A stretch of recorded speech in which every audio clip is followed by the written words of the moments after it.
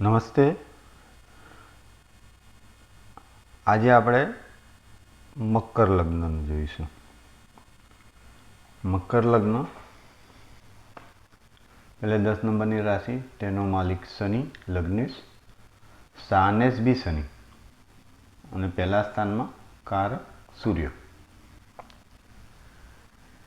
મકર રાશિ ચર રાશિ, પૃથ્વી તત્વ, વૈશ્ય વર્ણ. આ જાતકો દુશ્મનને બધું બતાવે નહીં ને ઓચિંતી તરાપ મારનારા છે. લીધી વાત ન મૂકે. વેપાર, અભ્યાસ, વ્યવહાર દરેકમાં વાત પકડી રાખે છે. જિદ્દી ખરા, મગર પૂંછડું મારે તેવો સ્વભાવ બતાવે. ભણે તો ભણ્યા કરે, નોકરી તો જિંદગીભર નોકરી.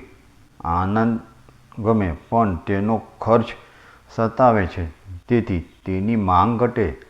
શરીર સારું, કસાયેલ, પણ બહારથી તેટલું વ્યક્તિત્વ ઉપસતું નથી. ઉર્મિઓ, લાગણીઓ દબાયેલી રહે છે. કોઈકને માટે લાગણી હોય તો સમયસર કંઈ કહી શકતા નથી. પ્રેમ બતાવવામાં ઘણીવાર મોડા પડે છે કે વ્યવહારુ દેખાય છે. પોતે મોહક કે આકર્ષક ન હોય. સારું ઊંઘી શકતા નથી. અનિદ્રાની અસર. સ્વપ્નો પણ ઘણા, જે બધા આગાહી સૂચક નથી. નદી, જળાશય, વન, જંગલ પ્રદેશ પ્રિય હોય. કપડાં પહેરીને રગદોળે છે. સાડી પણ કોથળા જેવી થઈ જાય. અકાળે વૃદ્ધત્વ આવે. વહેલી ઉંમર દેખાય. સ્ત્રી જાતક જલ્દીથી ઘરડી દેખાય. કરચડીઓ જલ્દી પડે. કહેશે હવે કાંઈ વાંક છે. 50 થયા. દરેક સ્થાનના ફળમાં ધીમું મોડું વિલંબ શનિ આપશે. બીજાના મનના ભાવો વહેલા કરી શકે. મને ગોઠવીને પૂછે તો બીજા પાસેથી ઘણી વાતો કઢાવી શકે.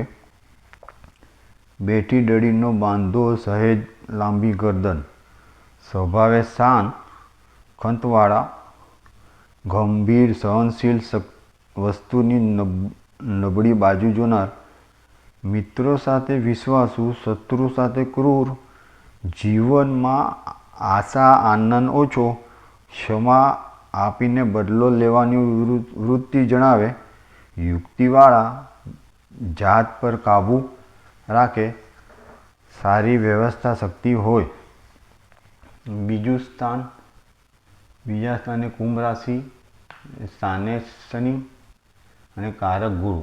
એટલે બીજા સ્થાને લગ્નેશ શનિ, સ્થાને શનિ અને કારક ગુરુ. વાણીને બદલે નિશાનીથી વાત કરે. પાસેની જીભને બદલે 10 શેરીઓ ગુણાવે. આભારનું ભાષણ પણ 2 લીટીમાં કે સરસ કહીને પતાવે. જે બધાએ પૂરું સાંભળ્યું પણ ન હોય. દ્વિતીય શનિ ધન મળે પણ ઊભો કરે ત્યાં ઘડપણ આવી ગયું હોય. તેથી ભાઈઓ અને છોકરા અથવા બીજા કોઈ વાપરે. નજીકના કોઈ સગાની માંદગીમાં પૈસા વાપરે. વ્યાજે મૂકે તો મૂડી ખોવાય, વ્યાજ મળે. કુટુંબના સભ્યો વધુ હોય. સ્વાદ હિસાબની સારા. જમવા બોલાવો તો ભોજન થાળીની કિંમત કંઈ આપે કે આટલાનું મને જમાડ્યું. ટાઢું ખાવામાં શોભ નહીં. વાણીનું વરદાન. થોડી સાધનાથી સારી સિદ્ધિ. નજર લગાડી શકે. આ જાતકોની સામે બધું અને વધુ ખાવું સારું નહીં. તે કહે કે પીરસું છું પણ તબિયત સંભાળીને જમજો. કદાચ તમે માંદા પડો. આ જાતકો ધનાશય ભણેલા મેનેજરો હશે. જૂના છાપા પુસ્તકો વાંચવામાં રસ પડે. રોગમાં પાયોરીના અને જમણી આંખ તકલીફ કે મોઢે થોથર થાય. ત્રીજા સ્થાને મીન રાશિ, જેનો માલિક ગુરુ એટલે લગ્નેશ શનિ, કારક સ્થાનેશ ગુરુ અને કારક મંગળ. ભાઈ ભાંડું સુખ સારું મળે, પણ કારક મંગળ ભાઈઓથી તકલીફ બતાવે છે. ભાઈનો હિસાબ રાખે, રૂપિયા જમા રાખે, પણ તે વ્યાજ સાથે પાછા નથી આપી શકતા. ઈચ્છા હોય તો પણ ધંધામાં નુકસાની કે ભાગીદારીમાં ગોટાળા કંઈ પણ કારણ આવી પડે. ભાઈ કે વડીલની હયાતી પછી પાછળ પારાયણ બેસાડે છે, પણ જીવતે જીવત બહુ કરી શકતા નથી, મોડા પડે છે. પરાક્રમમાં આજકાલ કરતાં તક ચૂકી જાય. શેર બજારમાં હિસાબ મૂકે ત્યાં બજાર બદલે, લાભ ધોવાઈ જાય. પાડોશી સારા, ગુરુ જેવા, ધન નહીં તો જ્ઞાની અને લાગણીવાળા હોય છે. ભાઈઓ કરતાં પાડોશીઓ વધુ મદદરૂપ બને છે. કુટુંબીઓ અને ભાઈઓ માટે પોતે કરી છૂટે. સામેથી ફળ કે બદલો ઓછો રહે.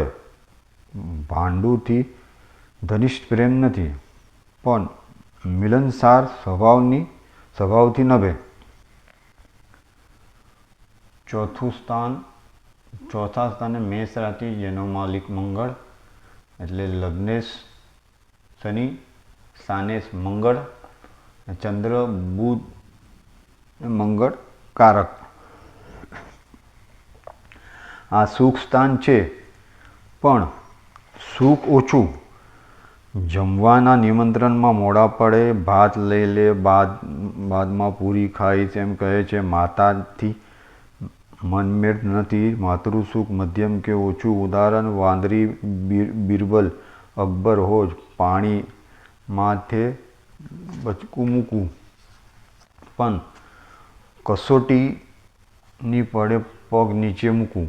આ જાતકની માં છાતીએ લગાડીને બચ્ચાને ગંગાના પ્રવાહમાં મોતનો સામનો કરશે નહીં. મનથી અશાંતિ. આથી કદાચ વધુ સપના કે ઓછી નિંદ્રા આવે. મકાન જમીન લે, પણ ટુકડે ટુકડે લે. ફ્લેટ નાનો પછી એક રૂમ વધારે, વળી બીજો, તેમાં પાર્ટીશન. પણ એક સાથે મોટો ફ્લેટ લઈ ન શકે. જીવનમાં મોટી વયે ઉત્તરાવસ્થામાં કદર ન થઈ એવો ઉદ્વેગ રહે છે. વાહન વાપરવાનું મન નથી. કંપનીની ગાડી પણ સાચવીને વાપરે. સુખ માટે ધન એકઠું કરવામાં રસ. શેર લે કે વ્યાજે નાણાં ફેરવે. પાછલી વયમાં એકલવાયુ જીવન. ગમગીન છતાં ભજન મંડળીમાં કે ક્લબમાં પોતાનું અસ્તિત્વ બતાવવા જાય. પાંચમા સ્થાને વૃષભ રાશિ, એનો માલિક શુક્ર, લગ્નેશ શનિ, સ્થાનેશ શુક્ર અને કારક ગુરુ.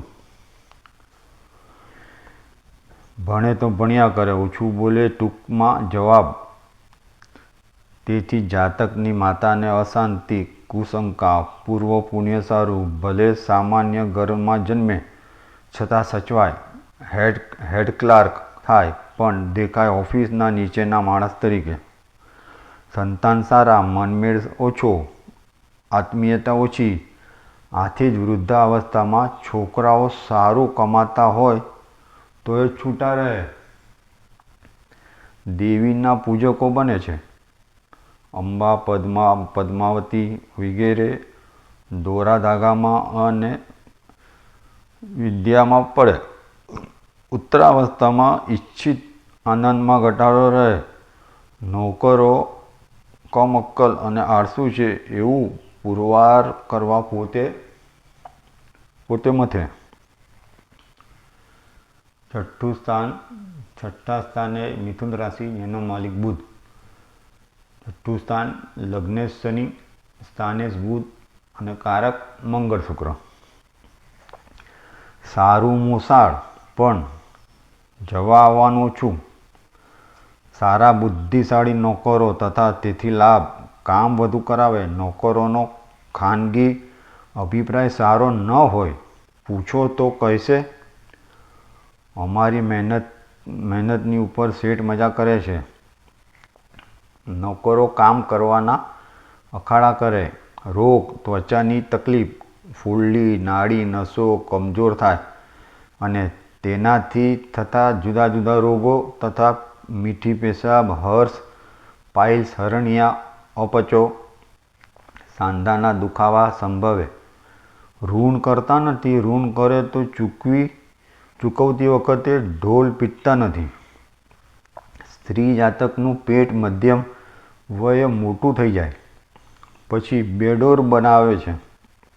આ જાતકો સાચવીને ડગલા ભરનારા, અકસ્માતથી બચનારા છે. સૂર્ય, ગુરુ, બુધ ત્રણે અખાડામાં ગોઠવાય તો વિપરીત રાજયોગ બને. ખાડાના માલિક ખાડે શુભ ગણાય. પ્રતિસ્પર્ધીઓ કુશળ, ચાલાક હોય, પરેશાની ઊભી કરે. સાતમા સ્થાને કર્ક રાશિ, એટલે કર્ક રાશિનો માલિક ચંદ્ર. સાતમું સ્થાન લગ્નેશ શનિ, સ્થાનેશ ચંદ્ર, કારક સૂર્ય ગુરુ. ઘરમાં ઝઘડો થાય તો ફરિયાદ કરવા નહીં, પણ પ્રોત્સાહન લેવા આવે છે.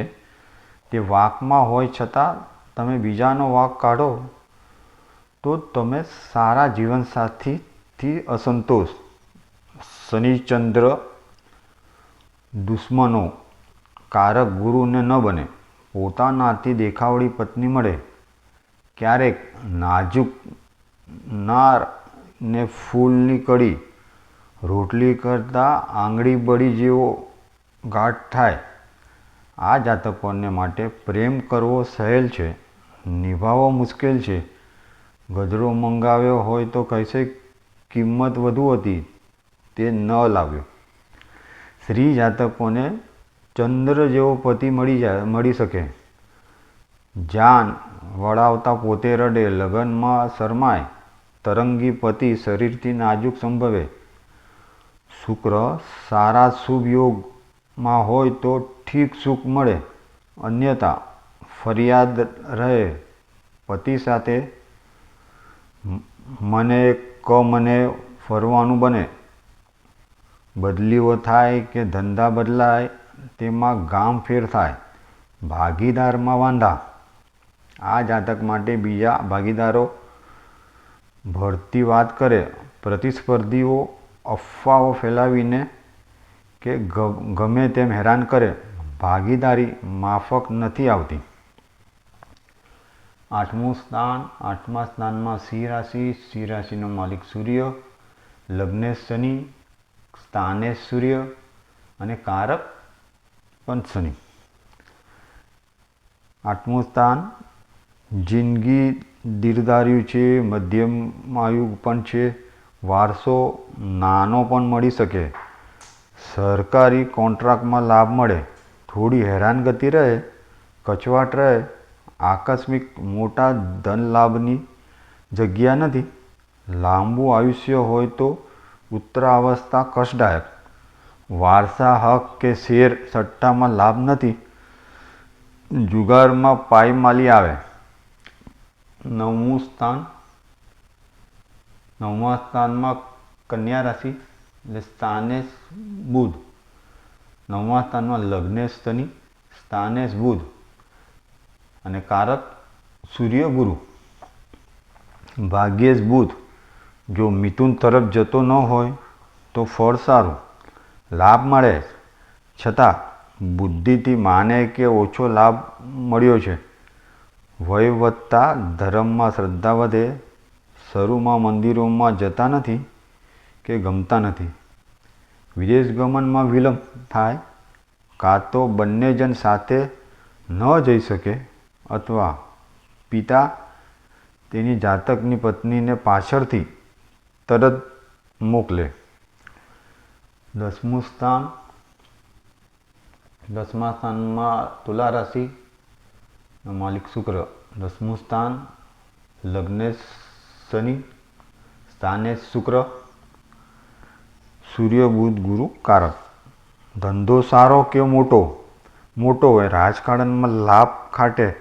સ્થિર ઉદ્યમી ન હોય તો એ બેકાર રહેતા નથી. ઓછી આવકે પણ કામ કરતા રહે. પિતાથી જરાક જુદી લાઈન રહે ખરી. બાપ ફરસાણમાં તો પોતે મીઠાઈમાં. સરકારથી પરેશાની આવે.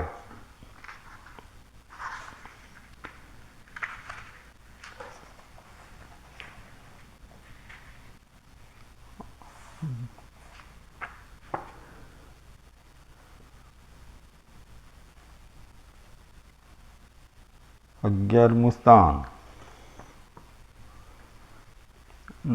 દસમું સ્થાન.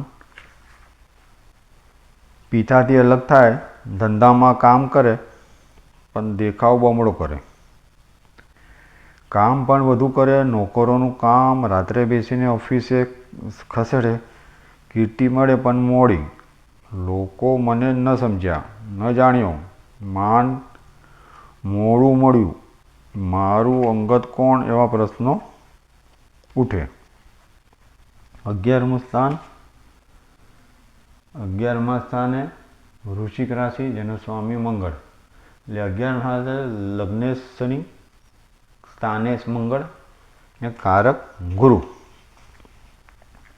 લાભેશ મંગળ, સુખેશ પણ છે, ઘાતકેશ છે.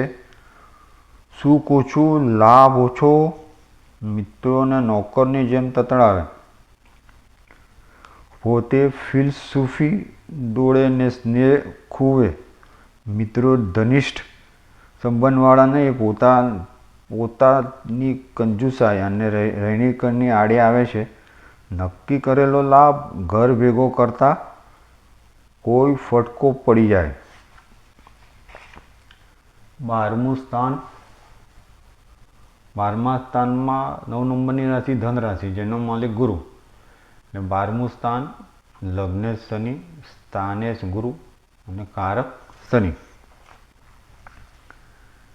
લગ્નેશ અને ગુરુ મિત્રો નથી.